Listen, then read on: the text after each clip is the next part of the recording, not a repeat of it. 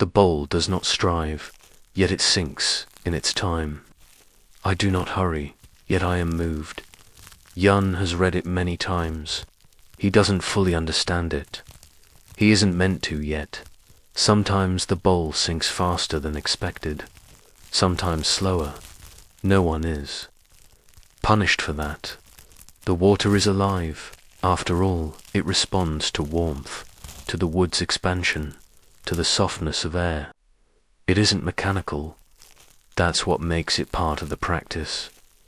A few times a year, a master monk from another temple will visit and ask to see the timekeeping tools. He'll nod, inspect the bronze vessel, and sometimes smile faintly when he sees the old scratches, still visible near the base, a mark of long service. No one cleans them off. They are remembered to dot later in the day. The wind picks up. A shutter creaks softly. Yun places a tiny pebble on the edge of the incense tray to keep it from tipping. It's a minor adjustment, unspoken, instinctive, the kind passed from novice to novice, and just before dusk, a moment arrives that Yun always notices, a kind of stillness before the third bowl sinks, when the hall feels suspended between minutes, as though time itself has paused to listen. Then the soft plip of the bowl tipping, and just like that, the moment moves on. Elsewhere in the empire, sundials cast long shadows. Astronomers record star movements. Officials debate how many double hours a farmer should work in summer versus winter. Time is a bureaucratic concern, a tool for control. But not here. Here, time is a bowl, a scent, a name on a scroll, a breath. The water keeps dripping, and as night falls, the hall is swept, the incense collected, and the bronze vessel emptied and washed. The bowl rests beside it, upside down, waiting for tomorrow. Somewhere outside, a bell rings to mark the first watch of the night. Dogs bark in the village. A fisherman coughs near the riverbank. Life continues quietly, as it always does, and, in the timekeeping hall, nothing is rushed. There is always another hour to begin again. Night has settled. It hasn't fallen with any urgency. It has simply arrived. The way all things do here, slowly, gently, as though time itself bowed and stepped aside to let the dark in. The monastery's tiled roofs are slick with dew. The last birds have gone quiet, and a soft wind stirs the trees in the garden, rustling their leaves just enough to remind you that silence here is not the absence of sound, but the shape of it. Inside the timekeeping hall, a faint oil lamp flickers. Its light glints off the surface of the bronze water vessel, now refilled and calm, waiting for the bowl's next journey. The air smells faintly of ash and sandalwood, the last of the evening incense having burned down to nothing but a delicate curl of grey dust. The hall is empty for now. Yun has finished his duties. He's folded the cloth used to polish the bowl, cleaned the incense tray, and bowed once before leaving. His footsteps, padded and measured, were the last sound the room heard.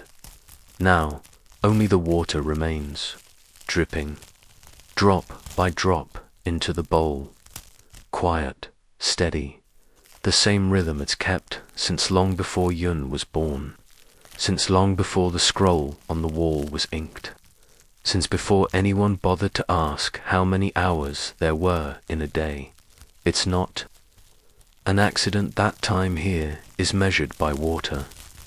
The word clepsydra, though foreign, holds a truth the monks would understand: water thief. Not because the device steals time, but because it reveals it.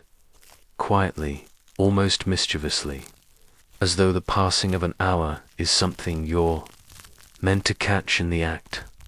At this time of night, somewhere between the second and third, watch as the monastery is at its most still. Not asleep, exactly, but wrapped in something softer than sleep.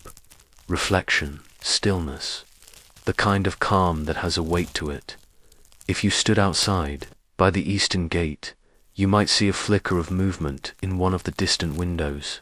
A monk, lighting a small lamp, reading, meditating, or simply watching the sky darken. But inside the timekeeping hall, time doesn't tick. It doesn't clang or chime. It just drips.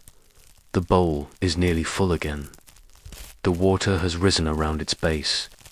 It teeters ever so slightly, not from the force of the drops, but from the patience of them. This is not a countdown. It is a gentle becoming. And when it finally tips, there's no fanfare, no applause, just the quiet slip as it sinks below the surface. Then stillness again. Centuries ago, before the Tang dynasty rose, before monks first brought their quiet clocks into the mountains, people tracked time by sun and stars alone. The old farmers looked at shadows on rice paddies. Travelers used the length of their own strides. And in villages, someone was always designated to watch the moon, not because it changed anything, but because it helped people feel less adrift. The monks refined that instinct. They wrapped it in bronze and incense and gave it purpose, but they never tried to tame it. Time was never theirs to own. It was only theirs to greet.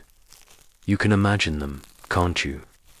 A row of monks in dark robes, seated in silence just after the bowl sank. They won't speak for another hour. They sit with eyes lowered, breathing in slow rhythms. Some are nodding off. One is wide awake, listening to the faint splash in the water vessel, the same way others might listen to a bell dot. In a way, that splash is their bell. There's an old legend whispered in some corners of the temple, not written anywhere, just passed from one sleepy novice to another. It said that if you listen closely enough, the sound of the water dropping will reveal your own thoughts, not the noisy ones on the surface, but the quieter ones underneath, the kind you usually miss. Yun once tried to hear them. He sat alone, one evening, long after the others had retired, and stared at the bowl for what felt like hours. He didn't hear his thoughts, but he did feel calmer. That was enough. Outside, the wind shifts. The trees make a different sound now, brushing against the outer wall. Somewhere down the hill, a dog barks once and goes silent. Even further, maybe in the village, someone is stoking a fire for the night. In the timekeeping hall, the air feels older somehow. Not aged, but ancient. Not decayed, but deep. You feel the presence of all those who came before, the keepers of time who filled the bowl, burned the incense, bowed once before leaving.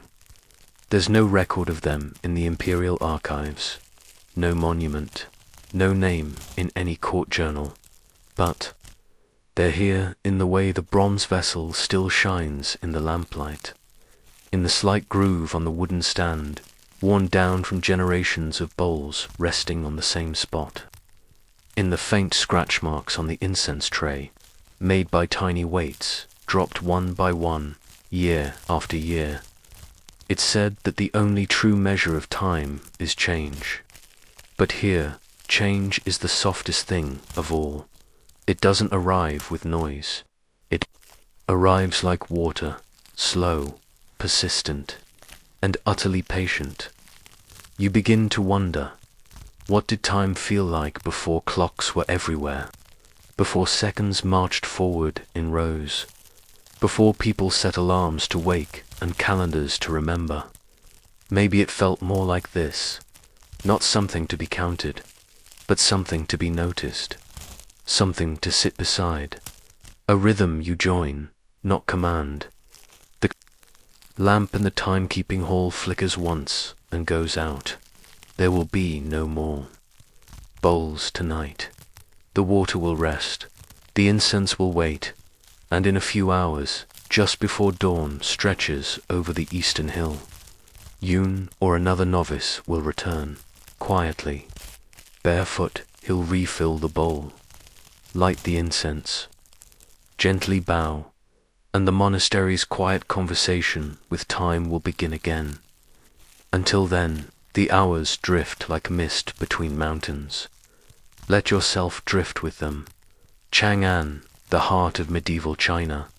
Massive stone walls, wide avenues, lanterns swaying in courtyards, and behind it all, time, slowly measured in footsteps, drums, and the night watchman's steady call.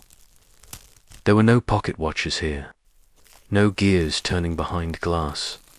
Time came from voices, from drum beats, from men who walked the alleys in the dark, carrying lanterns, and listening for the turning of the hour.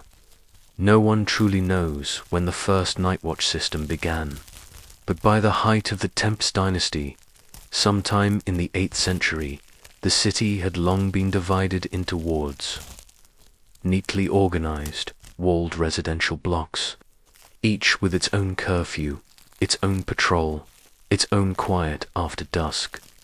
When the sun set, the great city of Chang'an did not sleep all at once. It dimmed, slowly, deliberately, and into this soft darkness came the night watchman. You might picture them with a bamboo pole over one shoulder, a gong or drum tied to the other hand, maybe a lantern swaying from the tip. Their job was not just to mark the hours. It was to remind the city gently, rhythmically, that time was passing. Chang'an was not a quiet place during the day. It buzzed with merchants and pilgrims, camel caravans and sedan chairs, but at night it shrank inward. The great ward gate was shut. Movement was restricted. Anyone on the streets after curfew was expected to have a reason, and so the watchmen walked. Some carried drums, small enough to be strapped to the waist, struck with padded sticks. Others had wooden clappers, split down the middle so they'd snap with a sharp, clean crack. Each instrument had its own place in the rhythm of the night. The night was divided into 5 gang watches, each one roughly 2 hours long, though not exactly, as they shifted with the seasons. The first watch began around sunset. The 5th ended around sunrise. Between those moments, the night watch sounded the hours, not just for themselves, not just for record keeping, but for the people sleeping behind those heavy doors, the cooks and clerks and calligraphers, the widows and grain sellers and scribes. The drumbeat told them that the gates were locked. But because something hay there, tonight we begin with something quieter. No battles, no kings, just the sound of water, trickling, steady, patient. This is a story not about war or glory, but about waiting, about how monks in medieval China counted time, not by the sun alone, but by bronze bowls, dripping clepsydras, and curling trails of incense ash. A world of slow hours and stiller minds that now dim the lights, maybe turn on a fan for that soft background hum. Somewhere, nestled deep in a mountain valley in Tang Dynasty China. Maybe the year is 806, or maybe it's a little earlier, a little later. A monastery is just beginning to stir. You can't hear much yet. The birds aren't up, the courtyard stones are cold. But inside the timekeeping hall, a small wooden chamber off the main corridor, something is already in motion. There's a long bronze vessel, slightly green with age, but lovingly polished. It's filled with water and hanging just above. It, suspended by a delicate armature of carved wood, is a thin bowl, hollow, punctured and balanced. Every morning before the first bell, A novice monk sets the bowl afloat, and so it begins. The water enters the bowl, drop by drop, one after another, the same way it has for generations. There are no ticking hands, no chimes, no urgency, just silence, and then, after some time, the soft sound of the bowl sinking, its tiny hole overwhelmed, and its curved body gently tipping under the surface. That sound, faint as it is, tells the time. It isn't exact, not the way you'd think. It tells a phase, a portion of the day, enough to know when to begin the next chant, or light the next stick of incense, enough to start preparing the kanji, or sweep the meditation, whole, enough to know when not to speak. Outside the hall, the monastery breathes in rhythm with this slow marking.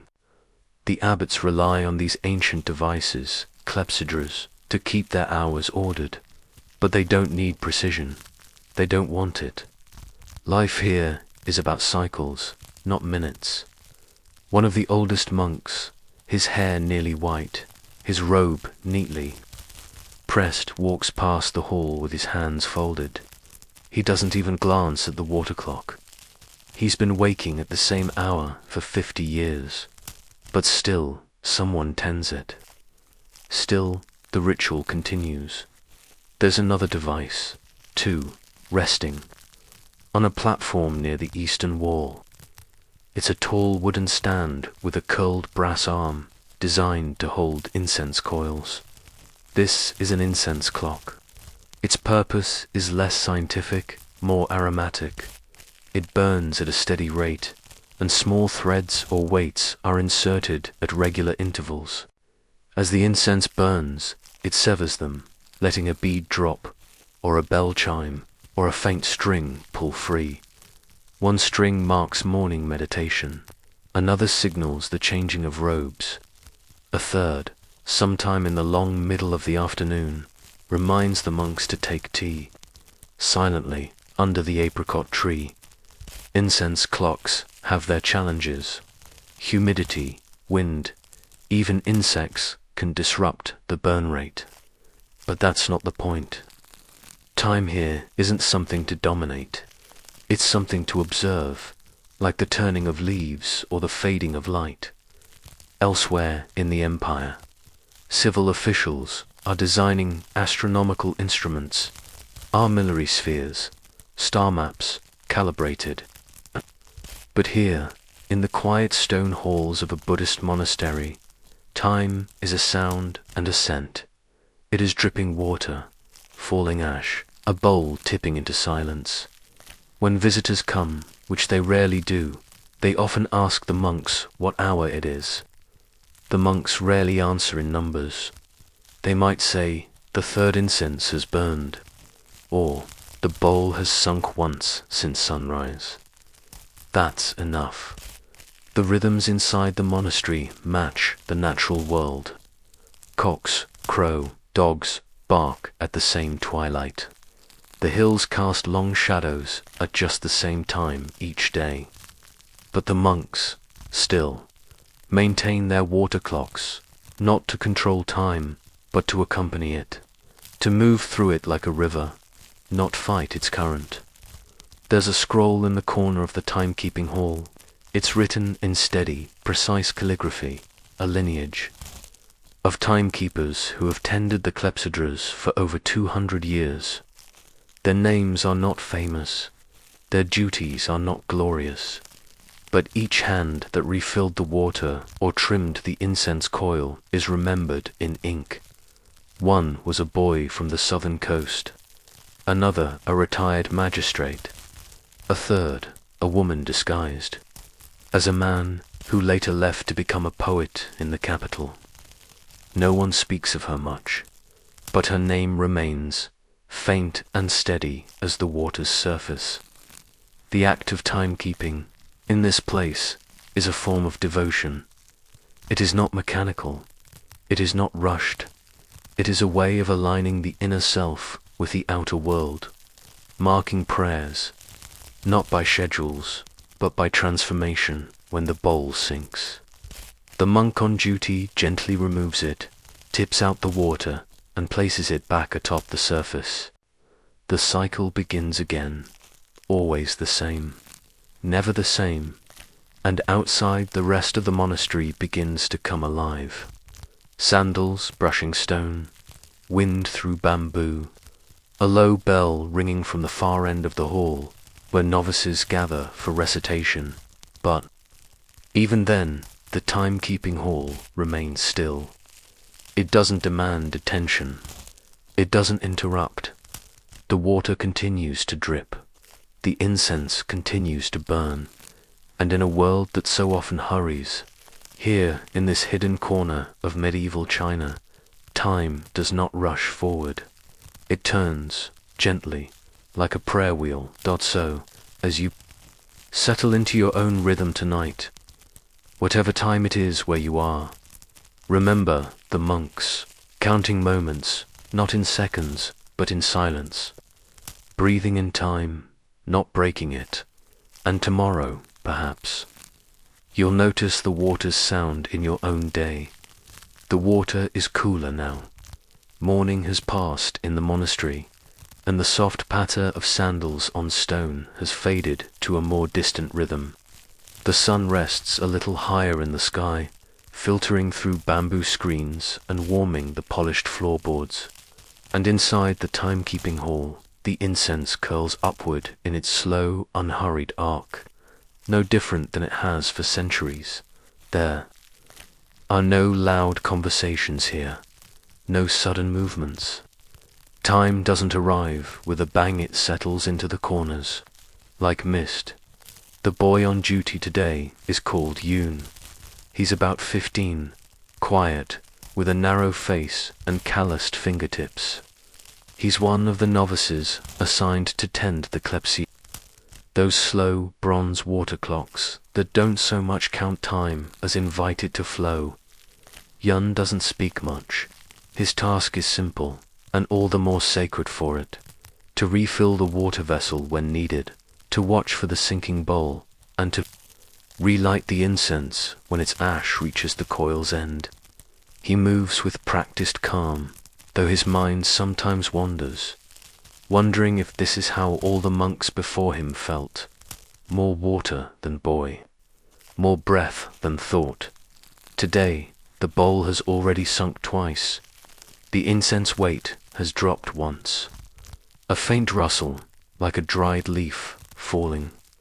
And with that, the second hour of the forenoon has passed. Not that it matters much outside these walls. In the nearby village, life moves by the sun and the stomach.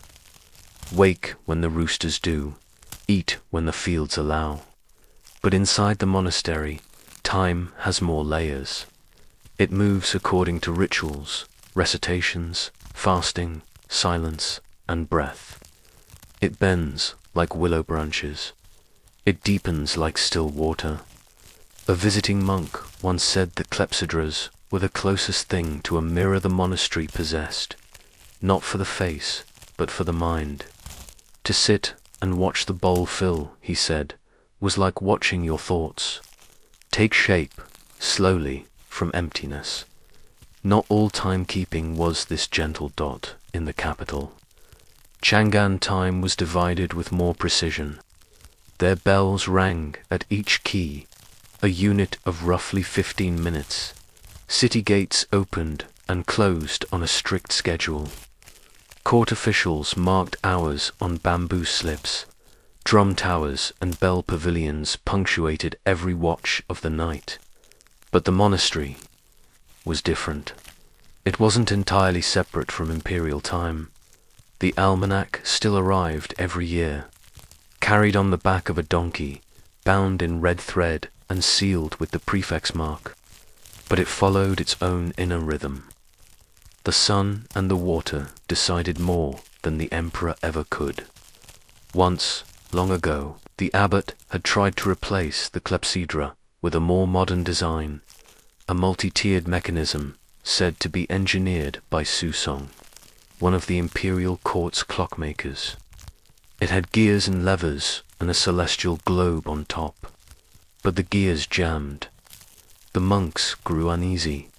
The bronze bowls were returned, not because they were more accurate, but because they were more forgiving. Forgiveness was, after all, a kind of time too. Yun moves quietly to the incense clock and swaps the spent coil for a fresh one. He checks the placement of the thread weights, tiny waxed lines, each marking an interval. One thread for the midday chant, one for afternoon work, one, later, for the ritual tea shared only in silence.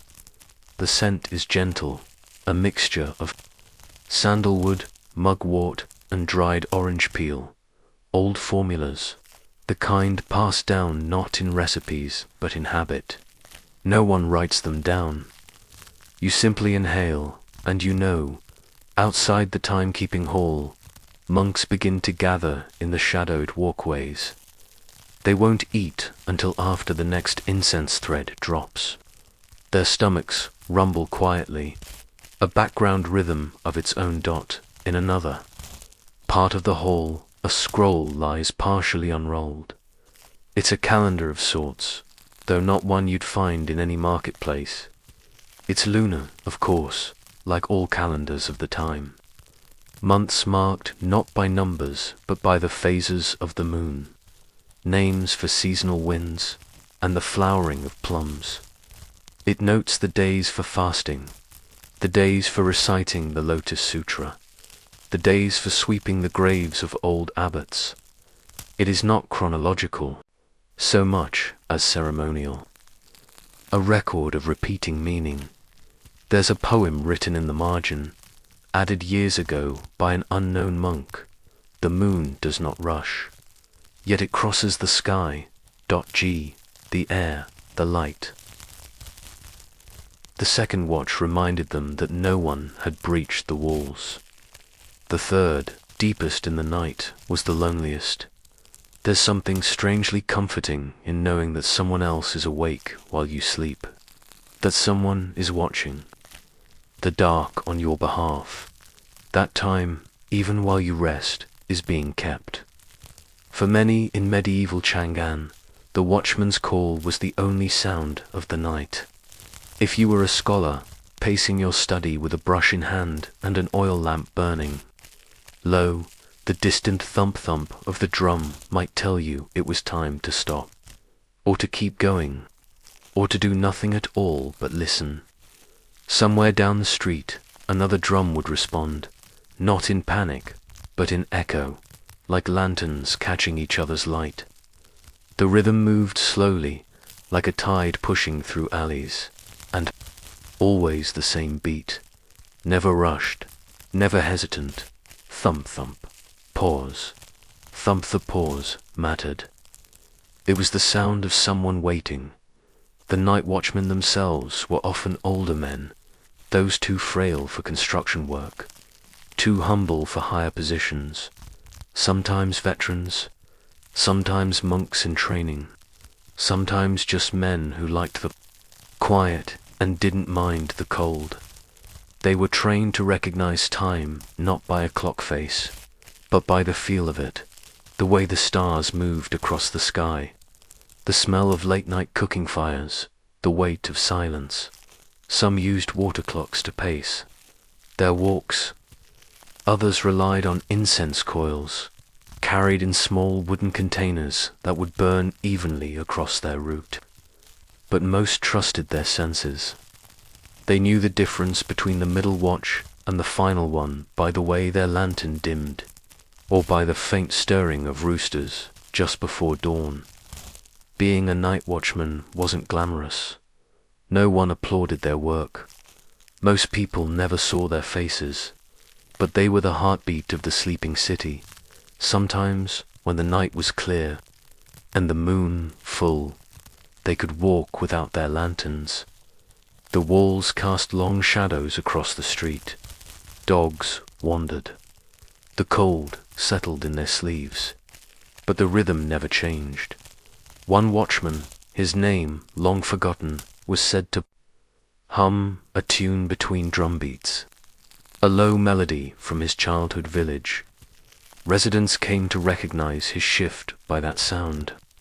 When he retired, another man took his place, but it was never quite the same.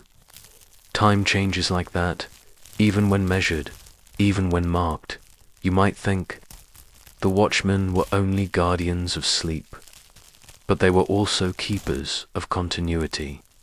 They reminded everyone, from nobles in their compounds to beggars under the gates, that the city was still whole. That morning would come. Their presence meant no fire had broken out, no invader had entered. No news had arrived from the border, just another hour passing gently by. Some nights were harder than others. Rain muddied the streets. Snow buried the markings. Wind threatened to snuff out the lanterns. But they walked anyway, wrapping themselves in layers of coarse fabric, sloshing through puddles, listening for each other's echoes in the dark. One man described the sound of his own drum as like knocking on an old friend's door, always with the hope they'll answer. And someone always did. The guards at the watchtowers would respond, sometimes with a call, sometimes with another beat. A rhythm shared across the city, like breath passed from one sleeper to the next. When the fifth watch ended, when the gates groaned open and the eastern sky began to pale, the drums ceased, people stirred. Vendors lit their stoves, students packed scrolls. The rhythm shifted, but for a few more minutes, the silence of the city held. A hush before the day truly began, and the watchman, his night's duty done, returned home, his lantern flickering. Lo, his drum tied neatly to his belt, just in time to see the sun glance off the tiles, and the birds begin to stir again. For a moment he might pause, look up at the sky, and then disappear into the noise of morning, but his footsteps remain, faint echoes in the alleys. The sound of time, not counted, but carried gently, hour by hour. The lantern flickers a little as it's lifted. The oil inside has grown thick with soot. The cotton wick is trimmed. The flame steadies. Another night is beginning. The watchman tightens the cloth around his waist, takes up the short-handled drum, and steps out into the courtyard. His boots are stiff from the last rain. The stone path beneath them is still damp, holding the day's warmth from the sun. But all of that is fading now. The ward gate has been shut. The great city of Chang'an is once again folding in on itself. One breath in, one breath out. This is the second watch of the night. It's later than most people are awake, but not yet deep into darkness.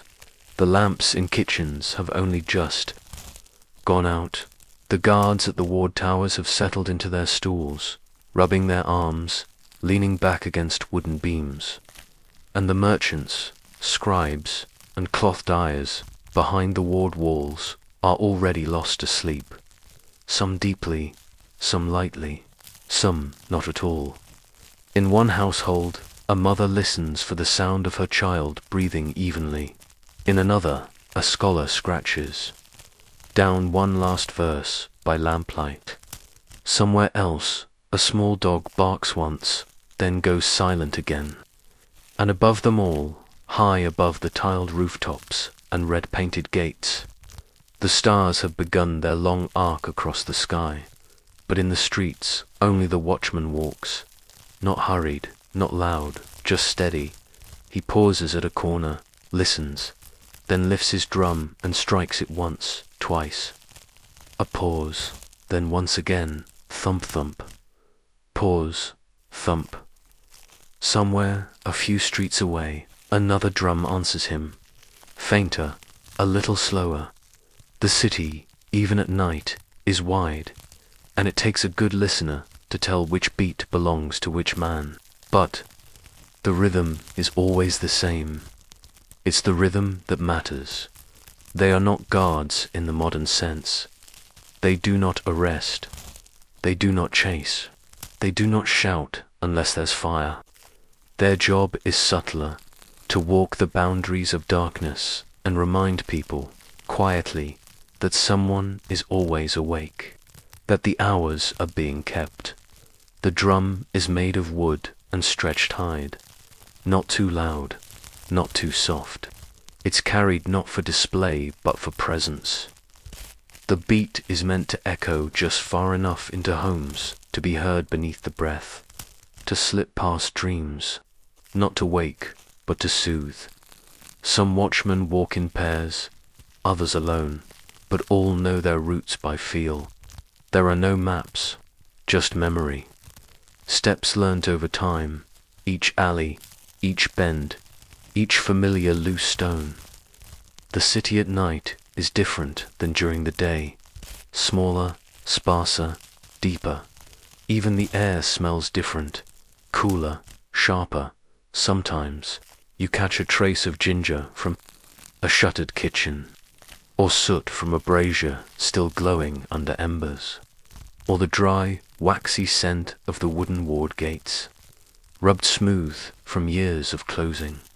The streets of Changan were wide, some almost 90 paces across, but at night the width feels less important. You walk through pools of shadow and patches of lamplight, moving from one forgotten doorway to the next. You pass stray cats curled into piles of rags. You pass potted plants set outside to cool, their leaves trembling in the breeze. You pass nothing, sometimes for entire stretches. And still the drum beats time in medieval Chang'an was not just for the palace. It lived in the streets, in the feet of the watchmen, in the pacing of their steps, in the calls that rang out faintly every 2 hours, the changing of the Zheng, the night watches. There were 5 Zheng in all. The second, the one we're in now, was when most people truly surrendered to sleep. It was the hour when dreams grew longer, when the day's thoughts had faded, and when only the truly restless stirred. For those awake, the watchman's drum was more than a time signal. It was a kind of reassurance, a pulse in the dark, a reminder that life went on even as it slept. The watchers weren't marked by hours on a dial, but by the movement of stars. The Department of Water Clocks, a real government office, operated astronomical towers in the city. At precise moments, they would ring bells or strike large drums, and the sound would travel over the rooftops. Watchmen waited for these distant signals to mark the start of their rounds. One drum tower, tall and built with layered eaves, served as the auditory anchor of the city. Inside were massive drums the size of carts, struck with thick padded mallets. These were not subtle sounds. They rolled through the air like thunder in reverse. Not natural, but just as heavy. After each drum signal, the night watch began again.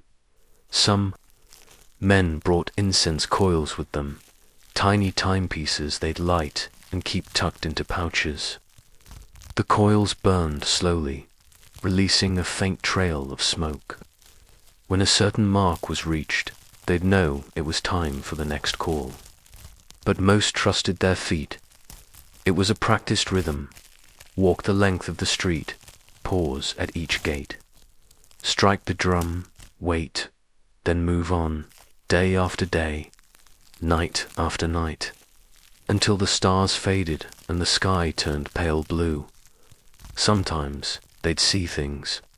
Not crimes, those were rare, but moments. A lantern left burning too long, a child peeking out from under a gate, a stray goose sleeping on the side of the road, a single flower that had bloomed earlier than expected. They never wrote these things down. There were no logs, no scrolls. But the memory of the night soaked into them just the same. Not like a story, more like a scent you carry in your sleeves. There were other sounds in the night, too. wind through lattice windows, the crackle of charcoal stoves, distant coughing, a well bucket being lowered carefully so as not to wake a neighbor, all of it part of the texture of nighttime Chang'an, the backdrop against which the watchman's drum would sound. The city wasn't timeless, but it respected time differently. No rush, no clamor, just one rhythm gently giving way to the next. And when the second watch ended, sometime between midnight and the first stirring of birds, the beat changed slightly, not louder, just slightly slower. A subtle cue to those awake that the night was shifting. That morning, though distant, was preparing that they could rest a little deeper now, that nothing had changed, and everything had passed. The watchman lifted his lantern higher, adjusted his grip on the drum, and moved on. Tomorrow would come, as it always did, but for now the third watch was just beginning, and someone, somewhere, would be listening. The third watch is the deepest. It's not the darkest that comes later, before the first signs of dawn, but it is the quietest. A kind of hush settles over Chang'an like a heavy quilt. Even the restless have settled. Even the wind seems to wait, and still the watchman walks.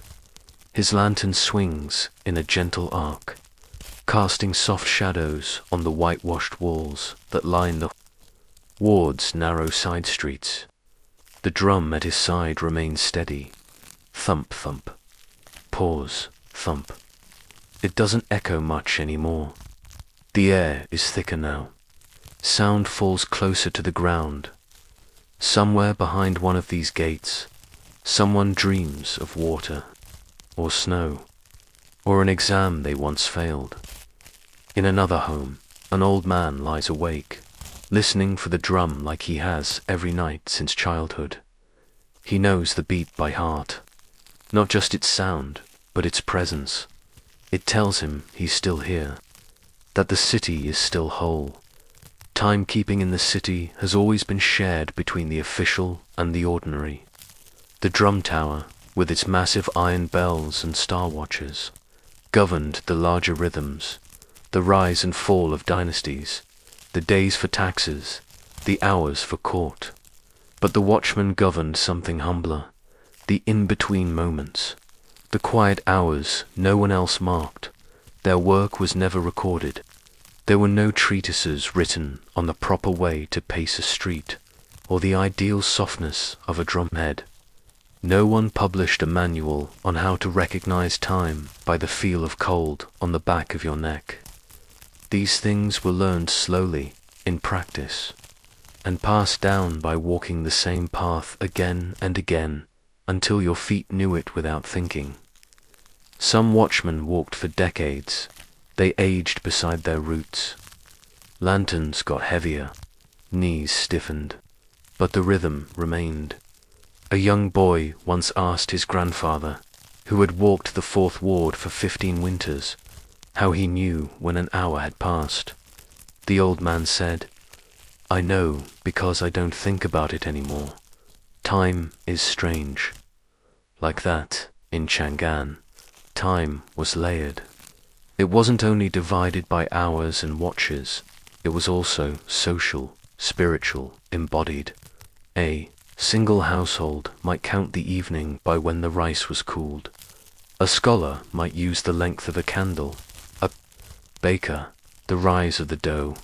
But across all those lives, the drum was constant. Its beat didn't interrupt sleep. It folded into it, a sound low and round, like a stone dropping into a still lake. And if you happened to wake in the middle of the night, just long enough to roll over or pull your blanket tighter, that soft drum told you that the night still belonged to you. There's an old saying from the Tang period, the city sleeps beneath 5 drum beats and wakes at the 6th. It was true in its way. The 5th watch was always the lightest. That's when the markets began to stir. Vendors rubbed their eyes, bread ovens warmed, But before that, in the fourth and final full watch, the city held its breath. This is when the watchman became most aware of the shape of the city. It was no longer about patrol or performance. There was no one to hear him, no eyes to see. But still he walked, not because he must, but because he always had, because even when unseen, the rhythm mattered. He passed shuttered shops with faded signage, tea houses quiet for once, a temple whose incense had long since burned to ash.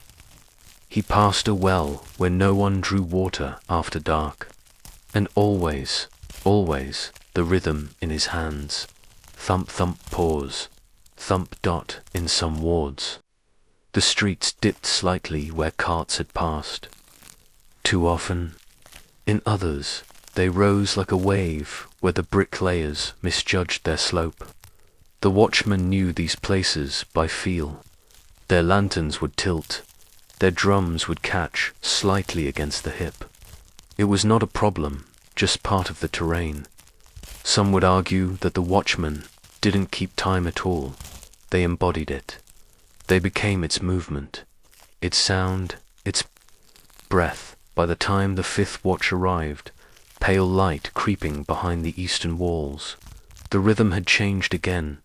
Not faster, not louder, just softer, as if bowing out, the drum tower would sound once more. A slow, deep echo across the rooftops. The gates creaked open, pulled by yawning warders. Smoke began to rise from hearths. The occasional rooster began to complain. Its feathers puffed against the cool morning. The night was over, but not sharply. It faded, as everything here does, with care. The watchman made his final turn, passing under the long wooden eaves of a scholar's home. A candle still burned inside. A student, perhaps, preparing for the civil service exam, or a poet finishing a line. The watchman didn't stop to look. He didn't need to. That lamp had burned many mornings before. It would burn again. He reached. His small hut, tucked behind the granary, unfastened the drum, hung it on its hook, set the lantern beside a basin, wiped his face with cool water, and sat not to rest. Not yet, just to be still. The city was waking, but for him the night had been a full day, full of footsteps, full of time, the best kind of time, the kind no one notices until it's already gone, and that's what he gave them. Not exact hours, not minute measurements, but the assurance that someone had watched, had counted, had held the darkness gently in hand until morning came, and now he could sleep, and you can too. Let the drum echo carry you a little further into stillness. Let it remind you that even in the hours no one remembers, someone was walking slowly, faithfully, just to keep the rhythm. We're on a dirt path, flat, cracked, dry. It runs between rows of low wheat, pale green and whispering in the wind. A dog is asleep in the shade of a clay wall. Someone nearby is threshing grain, but only half-heartedly. The sun is too warm. The work can wait, because what everyone is really waiting for is a book. Not a thick one, not fancy either. Just a small bundle of pages, bound with string, carried by hand or donkey, down from the prefecture's office. The imperial almanac. It comes once a year. Or, if you're lucky, twice if the roads haven't flooded and the officials aren't. Preoccupied with tax disputes. But even when it's late, no one really complains. Because the almanac isn't just a book. It's a map of time. A map for people who don't have clocks. For people whose lives depend not on minutes, or even hours, but on wind, water, and when to plant cabbage. This particular village, maybe somewhere near Loyang, doesn't have a water clock. It doesn't have star charts or astronomers. It has the sky, and it has this booklet, copied again and again by minor officials, sometimes smudged by rain or thumbprints, and inside, the most boring but important information you can imagine. When to plant, when to harvest, which days are lucky for marriages, which days are unlucky for roofing, when to rest, when to sweep the graves. These aren't just traditions, they're survival, because in the fields, mistimed work could mean crop failure, and crop failure could mean famine. And famine didn't just mean hunger, it meant tax forgiveness, petitions, debt, and sometimes having to sell a goat or a child. So, when the almanac arrives, the whole rhythm of village life leans toward it. The village head unrolls the first page like it's a sacred scroll, and in a way, it is. It's the emperor's voice, stretched out over days and moon phases, reaching. Even the smallest hamlet at the top, in red ink, is the sexagenary cycle, heavenly stems and earthly branches. A 60-day rotation that dates back to time immemorial.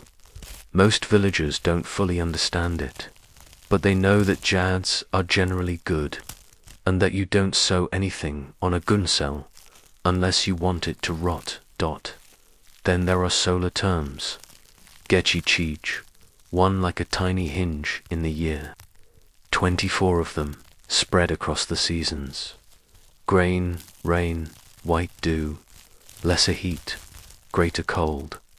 They're poetic names, but everyone knows their meaning. When grain in ear arrives, the barley must be dried. When autumn begins is written on the page, it doesn't mean a sudden drop in temperature. It just means the edge of summer has dulled a little. And that's enough to shift everything. These terms don't arrive with any fanfare. Just a nod from the sky, a hint in the wind, a bird call that's a little less frantic. The almanac tells you to watch for it. And when it does come, you listen. Time in the village isn't a forward march, it's a circle. Not a perfect one.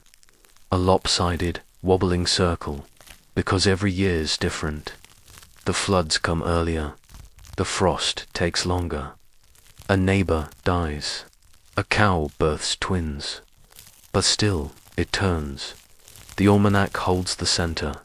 Farmers use it to guess at the first plowing. Old women use it to mark festival days with little cuts in the paper. Children are told not to ask for sweets on an inauspicious day, not because they'll be punished, but because the rhythm matters. You don't want to push against it. Each family keeps the almanac differently. Some tuck it into bamboo tubes, others wrap it in cloth and hang it from the beam beside the hearth. It's not sacred in a religious way, but you don't throw it on the ground, and you never, ever tear a page.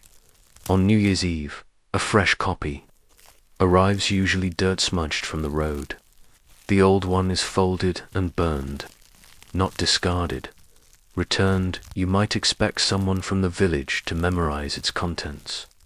But no one does, really, because time is too big for memorization. It's something you visit, like a neighbor. You don't live inside it to lean on it, like an old door frame. And that door frame is dusty. Always dusty, because the rhythm is slow here. Days stretch long and wide. A good rain can last all afternoon. A dry spell can feel like an entire season. And waiting for the right planting day isn't done with impatience, it's done with habit. A woman checks the almanac, sees that tomorrow is a good day for digging sweet potatoes. So she sharpens her hoe and boils extra tea. A man waits 3 more days before repairing the roof because the booklet says it's better to hammer nails during a waxing moon. He doesn't know why. He just knows it works out better that way. Some parts of the almanac are strange even to the locals. The little diagrams with constellations, the half-legible moon charts, the lists of unlucky directions for travel. Not everyone pays attention to those, but someone always does. There's always one person in the village who reads it all, just in case. Time is layered here. There's the time of seasons, the time of tasks, the time of ancestors, the time of the state. The almanac threads them together, gently, not as a command but as a suggestion from something older than memory. Even festivals are tied to it. Not the big ones, necessarily. Not just New Year or the mid-autumn moon, but the little ones, like Ghost Festival, when food is left out at crossroads, or Cold Food Day, when fires are extinguished and only cold meals are eaten because the booklet says so, because generations have. And when you ask an elder why the rice is steamed with leaves that day, or why the ox is painted with red dots, they'll say the same thing. Because it's time, not out of obedience.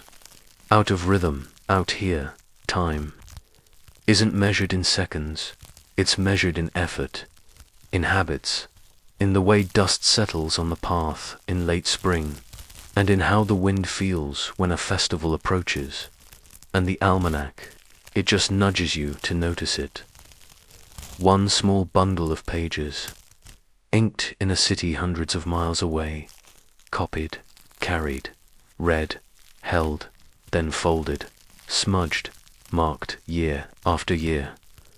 The wheat still sways in the field. The dog is still asleep. A cloud passes over the sun. Someone in the village points to the almanac and says softly, "Tomorrow will be cooler."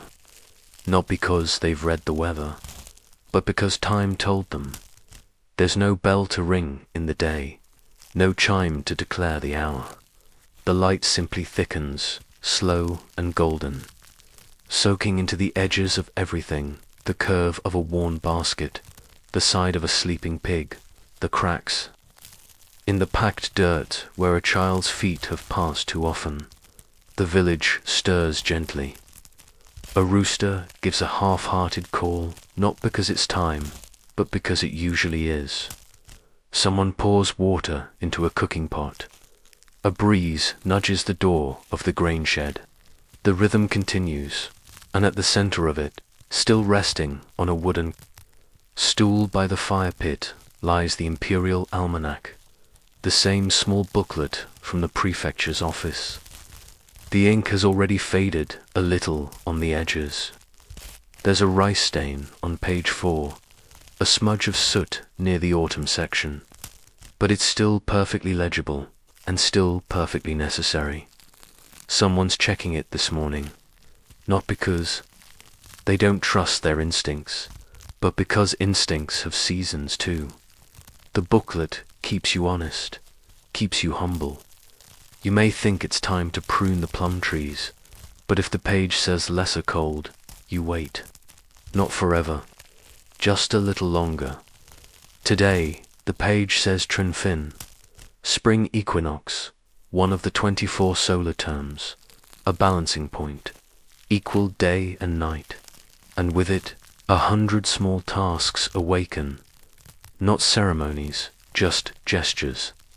You sweep the doorstep, you air out the bedding, you wipe the dust from the jade amulet your mother gave you, and you take out a string of garlic to dry, because that's what your grandmother always did when the almanac said, "Trimfin, there's no pressure, no great urgency, but there's meaning in the repetition." You might not understand all the layers. Few people in the village do.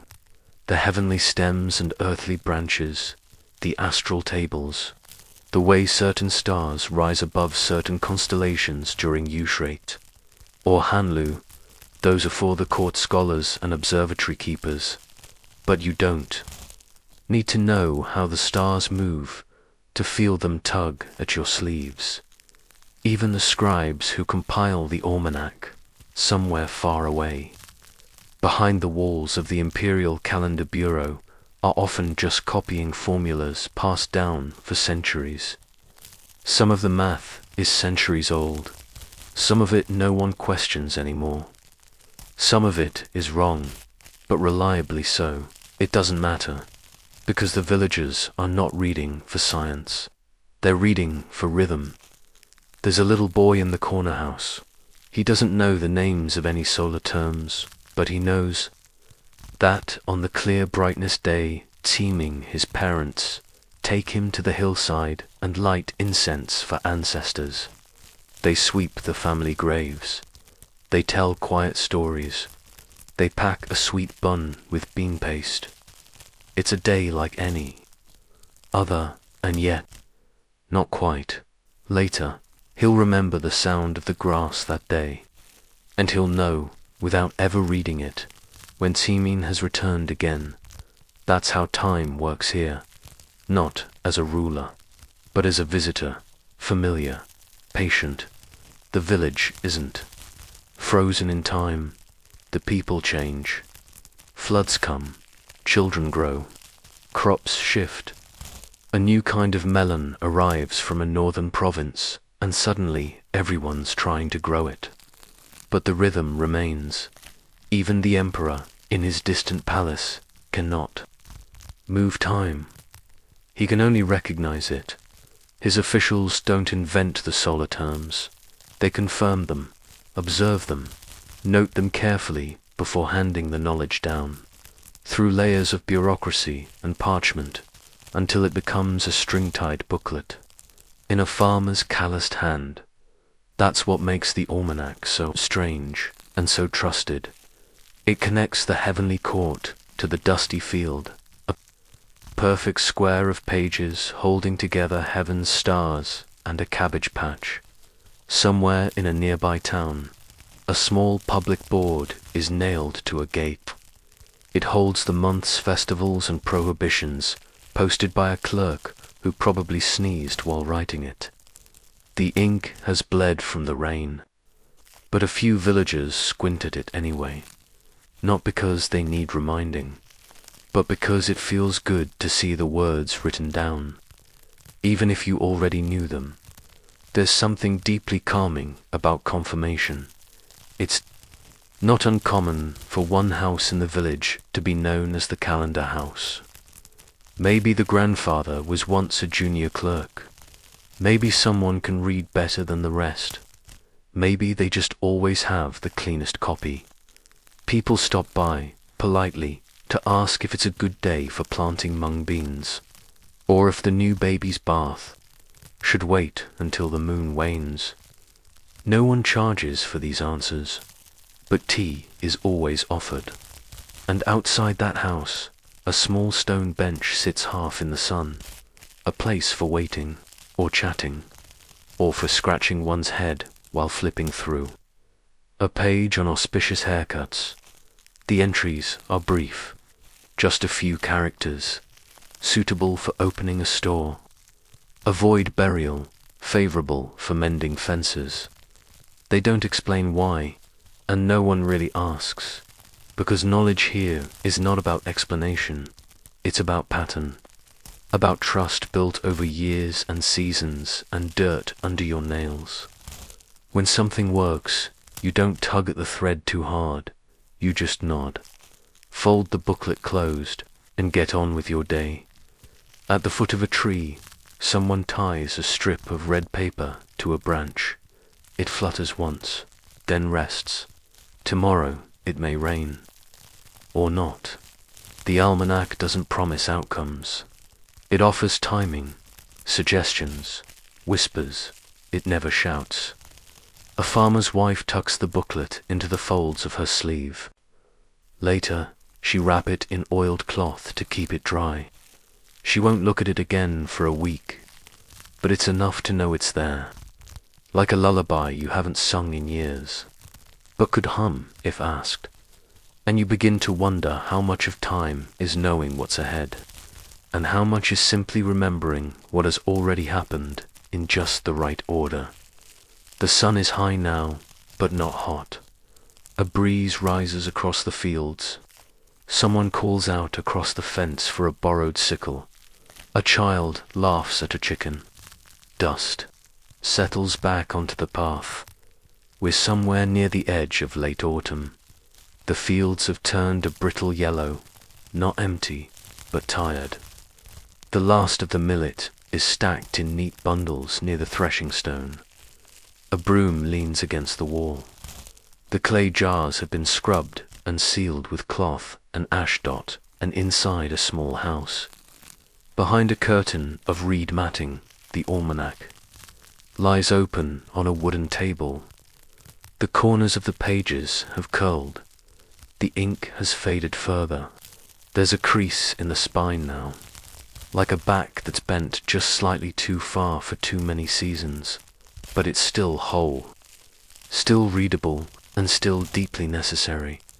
The child who once watched his parents sweep graves during teeming is a little older now. He's learned how to trace the heavenly stems with a stick in the dust. He doesn't yet know what they mean, but he knows when the grown-ups nod at certain combinations. When someone says, "Eath's a day," the boy listens, watches, files it away. This is how time becomes internal. Not through clocks, but through living memory. The village is quieter now. The days shorter. Smoke from kindling coils low over. The rooftops, even the chickens, seem to walk slower. Someone is drying tangerine peels near the window. Their smell mixes with that of fermented cabbage, stored in large glazed pots. Winter is coming. Not sharply, not suddenly, but steadily. The almanac has said so since the solar term called Descent of Frost, and soon after, minor snow, then major snow, and then the cold will settle for good. Everyone is preparing in their own way. One family is mending a coat. Another is packing dried mushrooms in paper bundles. A girl is making clay weights for loom threads, because weaving is winter work. You can't plant in frozen ground, but you can spin wool and dye fabric and patch nets. These things are also part of time. Even the animals sense it. The goats stand closer to the house. The dogs sleep deeper. The ducks no longer wander as far from the pond in the almanac. There's a note: do not slaughter during days of heavenly clash. So the butchers wait, not because they're afraid of divine punishment, but because it's always worked better this way. The meat cures more evenly. The smoke hangs better in the air.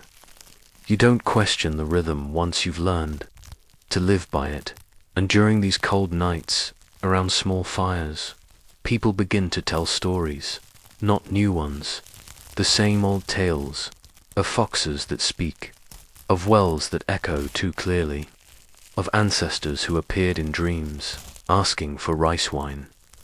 And every story begins with a time, not a year, a day.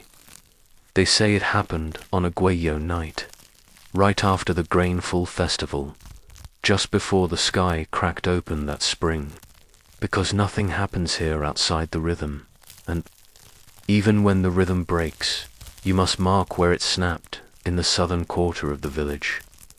The old calendar house still stands.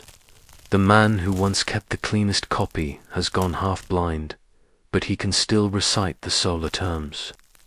He sits with the new almanac, his fingers tracing the characters even if his eyes cannot.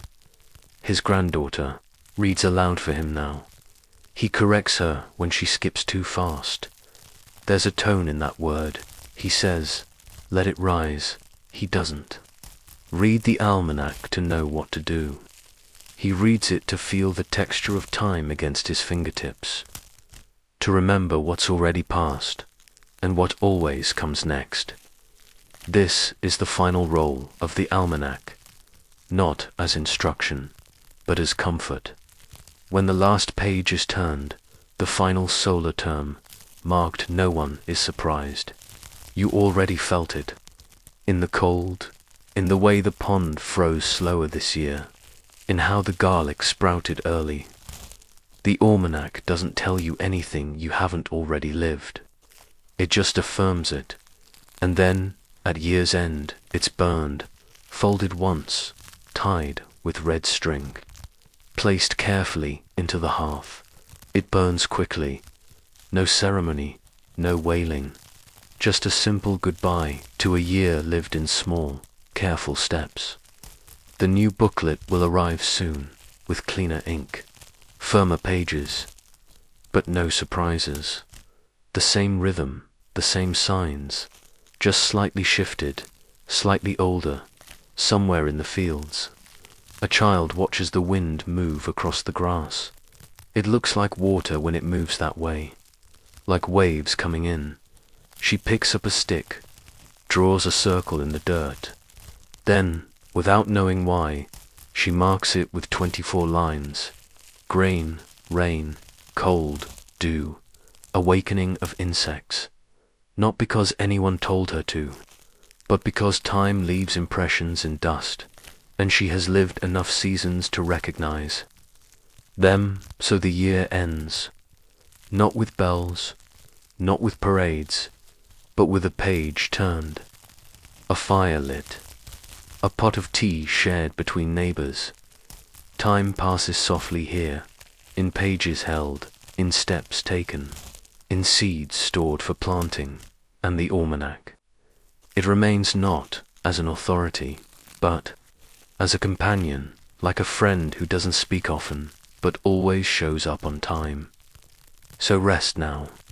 Let the rhythm wrap around you like a blanket. There's nothing to rush toward. The year will turn on its own. The candles are already half melted. Wax pools along the tiled edge of a stone floor, catching in the narrow grooves made by years of footsteps, none of them hurried. This is not a place for haste. It is a hall of schedules. And someone, somewhere, is waiting to hear the next bell. In the stillness of an imperial night, the only sound is water. Not from a stream or a bathhouse, but from a calibrated copper pipe feeding a steady drip into a bowl. The flow has been measured. The bowl has been carved. This is a water clock, and for the men in this narrow chamber of the palace, its slow rhythm is more powerful than any general. One drop, another, then a soft clink. The copper bowl tips, and water falls into the next basin. A tiny mechanism, hidden wooden, precise triggers, a bell. Just once. A clerk looks up. He does not speak. He does not even move much. He just makes a mark with his brush on a small board and waits. It is the second watch of the night. That much is now official. Not because the sky said so, but because the water did. In the court of emperors, time is not a matter of opinion. It is measured, tracked, and confirmed by quiet men in darker rooms. The palace never truly sleeps, not all at once. Behind heavy doors and silk partitions, ministers and stewards doze in shifts. Pages wait near inkspans. Guards rotate with oil lamps, and timekeepers, those silent, robe-wrapped bureaucrats, maintain the rhythm on which the entire structure of the empire rests. The emperor's day begins before dawn, not by his own choosing, but because the Board of Astronomy says it must, because the rising of certain stars demands a ritual greeting to heaven, because the calendar scroll, printed months in advance, says this day includes a tribute audience, a minor military review, and a ceremonial tea offering to a tablet, containing his grandfather's spirit. But the emperor cannot begin these acts alone. His waking must be measured, his prayers must be paced, and his meals must land precisely on the 5th drumbeat, after the 3rd morning watch, so the clerks, the bell strikers, and the candle timers wait in tandem, watching every drop of water. that falls through their handmade clocks. These clocks were not simple. Some used elaborate channels with floating figures. Some had wheels with spokes that turned lanterns. Others were fitted with musical notifiers, bells, gongs, and sometimes strings that plucked soft notes to signal a passing interval. And they were maintained with near religious devotion. Dust was wiped twice daily, scales rebalanced, weights inspected for signs of swelling. Every function mattered. If a single droplet fell too quickly, the emperor might receive his midday meal 10 minutes early, and that could be a diplomatic insult if foreign guests were present in Chang'an or Kaifeng. Where the court's pulse was strongest, the palace timekeepers served not only the emperor but the empire. Their records were sometimes engraved in bronze. The most accurate clocks were showcased as symbols of divine order. If the stars moved and the bells struck when they should, then the heavens approved of the dynasty. But these men, these clerks, they did not speak of the stars with reverence. They spoke of friction, of water pressure, of humidity. Sometimes, in winter, the bowls froze. Sometimes, the candles burned too quickly in dry air, so they adjusted. They used extra wicks. They shielded flame with glass. They mixed water with salt to delay freezing. And still, they sat by the clocks, adjusting nothing, only watching. It was not a glamorous life. No one applauded a correctly struck bell. No minister bowed to the keeper of incense or candles. But if a bell was missed, if time was lost, reprimands came quickly. Some clerks tied small cords around their fingers as reminders. Others paced themselves by breath. They did not nap. They did not eat during duty. The only sound they permitted themselves was the soft brushing of ink against bamboo at dawn. Their reports were collected, not grand essays, just single characters, sometimes only a number. The count of intervals completed during the night. The record of time's flow. A steward would fold these notes into a sleeve and carry them to the registrar's office, where they would disappear into the archives. Most were never read again, but they were kept because time must be remembered. Even if no one looks back, even the emperor relied on these shadows. His curtains opened at the second bell. His morning bowl of kanji arrived on the third. He stepped into his ceremonial robes by the fifth, and if his steps fell even slightly out of rhythm, he would notice, not because he wore a clock, but because something, the air, the light, the sound of distant bells would feel. MISALIGNED. So he trusted the timekeepers, and they, in turn, trusted the slow, steady work of gravity and fire. Now the hall is dim again. A candle flickers near a window lattice. The scent of ash lingers faintly in the corners, and somewhere behind a screen, a clerk dips his brush once more. He does not know that you are listening. He does not know that you will remember him, but his quiet life, his slow work, made the emperor punctual. There's a small chamber tucked behind a wall near the southern garden of the palace. It doesn't face the courtyards. It doesn't catch the morning sun. Its door is plain, unmarked. Most who pass by would not even know it's there. And yet, this room contains time inside. A row of slender candles burns slowly, each marked with shallow notches. This is the candle clock room, before water clocks could be built in every corner, and long before the invention of gear-driven timepieces, court clerks turned to wax and flame. These were not household candles. These were regulation standard, imperial approved, tall sticks of beeswax, measured with bamboo rulers, dyed pale yellow, and notched at precise intervals. Each notch represented 1K, about 15. Minutes. When the wax melted to the mark, the next bell was struck. Sometimes a small pin was inserted in the notch. As the wax melted, the pin would drop onto a metal plate, sounding a soft ting. That sound, gentle and high, would flutter across the corridors and prompt the timekeeper on duty to log the moment with brush and ink. It was a slow kind of precision, not exact, but consistent. On rainy days, when water clocks became sluggish or miscounted drops, the candles became more trustworthy. Fire, unlike water, kept its own pace unless the wind interfered. So the timekeepers built small cabinets with slatted doors.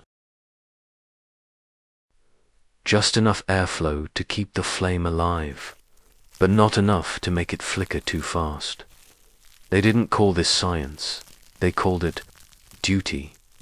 Someone had to know when it was time for the 5th court session, when the grain offering must be laid before the ancestral tablet, when the empress's bath must begin. None of these things could be left to intuition.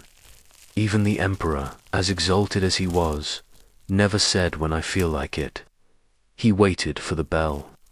He rose at the appointed moment. He received tributes, not according to desire, but according to a small wooden tablet, carried by a time clerk who had consulted both wax and water before ever setting foot near the Golden Gates. It was said that during the early Song dynasty, the court employed no fewer than 240 timekeepers in the capital alone, not because they were all needed to watch the clocks, but because time was layered. Every palace hall had its own schedule. Every department, rituals, examinations, foreign affairs, food preparation had its own tempo. Timekeepers coordinated between them. They weren't messengers, they were tempo managers. Each one carried a schedule board, worn soft by repeated touch. The board might list 6 bells, a morning candle change, a drum sounding an incense turn. It was not a rigid system, but it was not random either. And among all these clerks was a quiet hierarchy. Senior timekeepers didn't just watch the clocks, they tuned them. They decided when a candle was burning too fast. They determined if humidity had altered the water's descent. They listened to the clocks like a musician listens to a zither by feel, by experience, by silence. Timekeeping wasn't about absolute truth. It was about harmony. If one bell sounded slightly too soon, but all others adjusted gently around it, no one noticed. That was a good day. But if a bell was late, if the emperor's foot hit the marble before the drum, the entire court felt it, and the timekeeper in charge was quietly reassigned. There's a story, half legend, half logbook. A night when the candles failed, a mismeasured batch. The wax burned twice as fast. An entire day passed in only 14 hours. The emperor's breakfast arrived as he was still rubbing his eyes. The midday audience was held under moonlight. No one said anything, not directly, but the timekeepers were silent for days after. One of them took leave for an illness that was never specified. Mistakes were rare. Most of the time, the system worked, because the clerks understood that they weren't just counting time, they were holding it in place, holding it still, so the emperor could rule, so the ministers could argue, so the cooks could steam dumplings exactly 1 watch before serving. Outside the palace, life was less precise. Farmers watched shadows. Monks struck gongs by instinct. Market vendors opened at the crowing of the rooster. But within the palace walls, time moved in a slow, methodical dance. Even the drum tower kept rhythm with the court. Each night, 5 watchers, each watch, 5 drum beats, each beat preceded by a bell, and someone always was keeping count. The drumsticks were heavy, the bell ropes were taut, and the clerks who moved between the time stations walked barefoot, or nearly so. Their steps left faint prints in the dust. No one remembered their names, but the dust remembered. So did the flame. One candle, one watch, one bell, one moment. And behind every movement of the emperor, behind every robe, every bow, every bowl of wine, was a clerk with ink-stained sleeves and tired eyes, watching wax melt down a quiet notch. The day ends, not with a shout, but with the final tipping of a water clock. A hush settles again. Time has passed, and tomorrow it will begin again. The palace is quieter now, not from sleep, exactly, but from stillness, a kind of hush that settles when everything is in its place. The bells have rung their last sequence. The water clock has stopped dripping. The candle flame has reached its final notch and given up its light without complaint. Somewhere deep inside the compound, a record is being closed. A clerk finishes the last character of the day's report, lifts the brush, and waits for the ink to dry. Outside, the stars are shifting, but slowly. The night sky doesn't rush, and neither do the men whose job it is to measure its shadow. This final portion of the emperor's schedule, his night hours, isn't filled with action. It's marked only by confirmation that everything happened when it was supposed to, that nothing began early and nothing ran late. The report doesn't list emotions or interruptions, just intervals, times, the slow march of watchers. The emperor is asleep, perhaps, or perhaps he is awake, lying quietly in the dark as soft lanterns flicker beyond his curtains. He knows, even without looking, what time it is, because everything in his day has arrived exactly when it should, and because someone else made sure of that, not someone grand, not a minister, not a sage, not a soldier, just a timekeeper, a man with bad knees and good ears. In the timekeeper's quarters, the tools are being cleaned. The water basins are emptied, dried with linen cloth. The notched candles are stacked according to weight. The copper bells are unstrung and oiled. Nothing is left to chance not, because these are sacred objects, but because time requires no distractions. It must be clean, unclouded, reliable. For a while, there was an experiment with incense clocks, thin sticks or coiled threads of fragrant paste that would burn at a steady rate, sometimes winding around small weights that dropped as the thread was consumed. At night, when silence was most needed, the soft thump of a falling bead told the time as clearly as any bell. But incense was delicate. Humidity altered its burn, so the clerks returned to candles. Not because they loved them, but because they knew their behavior, knew their pace. That was what timekeeping required. Not precision, exactly, but predictability. You didn't need to count every second. You just needed the seconds to behave. One of the clerks, a man in his 60s who has worked beneath 5 emperors, now wraps his personal brush in cloth. It is worn nearly to the bone. The bristles are short. He won't replace it yet. Not until the new year. He doesn't know if his name will be remembered. It's unlikely. His signature is small, always at the bottom of the report. But in his quiet way, he has helped make the empire orderly, not powerful, not glorious, just steady. The bell ringers knew this too. Their ropes had to be changed twice a year, tested for strength and stretch. No phrase, no slack. One wrong tug could turn a bell note sour, and even that small shift might ruin the rhythm, because the emperor's day, like the empire itself, was built on rhythm.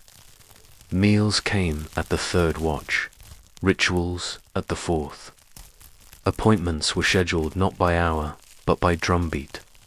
And beneath all of it, under the silk robes and jade tablets, the beat continued, unseen, uncelebrated, but heard, in some palaces, large bronze clepsydress. Water clocks were built in courtyards for guests to admire. Dragons poured water from their mouths into graduated tubs. Floating figurines would rise and strike bells, open doors, lift banners. But those clocks weren't practical. They were art. The real work was done in side halls, with wax, rope, and shadow. The work was boring. And that's what made it beautiful. No one applauded the bell that rang at the start of the third watch. No court official bowed to the man who trimmed the candle wicks. But if they hadn't done their work, the rest of the palace wouldn't have known when to do theirs. And so it continued, day after day, year after year, each dynasty adjusting the calendar slightly, each generation of clerks learning by watching the one before, and each man measuring time not just for the emperor, but for the idea of the emperor, his stillness, his timing, his unbroken pace. Through the seasons, eventually, new clocks would arrive, mechanical ones, driven by gears, heavy, foreign, ticking too quickly at first. But they would be studied, adapted, and folded gently into the rhythm already in place. Because time here doesn't break. It absorbs, and still the bells ring. Still the candles are marked. Still in quiet places. There is someone watching the shadows, counting the watches, dipping a brush to record the moment when a day becomes another dot. It's slow work, but then again, time has never minded being slow. It only minds being forgotten. And tonight, like every night before, the bell has rung its final note. The day is done, and somewhere in the dark, a clerk breathes out, writes the last word, and turns the page. You may rest now. There will be another candle tomorrow, another flame, another rhythm, quiet and careful, for someone to carry. The bells will sound again, and time, as always, will wait for them.